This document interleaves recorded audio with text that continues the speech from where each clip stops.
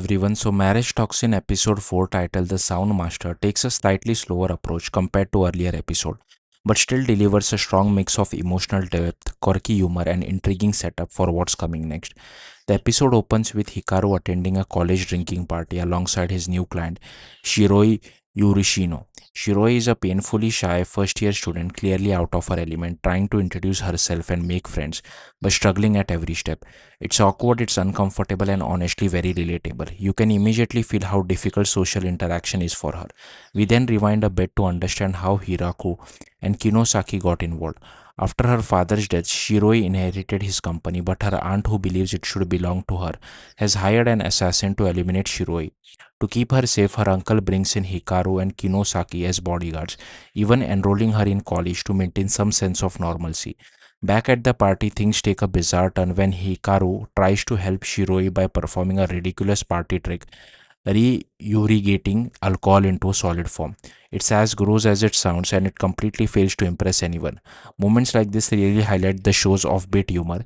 Then we meet Naruko, a seemingly charming student who instantly captures everyone's attention. But beneath that charm lies something far more dangerous. Before things escalate, we get a short but powerful flashback. Shiroi recalls her father's final words, encouraging her to step out of her shell, make friends, and truly live her life. It's a brief scene but emotionally impactful, giving real weight to her determination. When Hikaru hears this, he makes it clear he won't stop her from living freely. His job is simply to keep her safe no matter what. And then the twist hits. Naruko is revealed as the assassin known as the Sound Master. His abilities are unique and terrifying. He can manipulate sound waves and frequency to control people and even cause destruction. In one chilling sequence, he attacks Shiroi's class using sound powerful enough to mimic an earthquake. Hikaru reacts quickly, injecting himself with a substance that boosts his speed and managing to secure Shiroi before things get worse. It's the most intense episode of the moment of the episode, but surprisingly, the action itself feels a bit underwhelming due to less impactful animation. Still, the concept of the Soundmaster's ability is fascinating and handled with subtle detail.